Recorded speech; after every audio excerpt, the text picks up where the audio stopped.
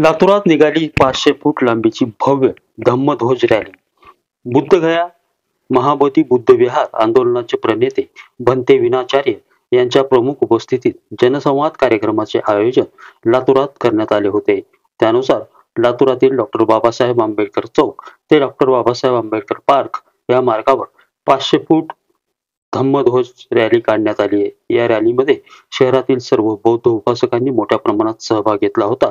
तर या रॅलीचे संचालन भंते पयानंद यांनी केलं आहे. कॅमेरामॅन सुनील गवळीसह नितीन बनसोडे, एकमत डिजिटल, लातूर.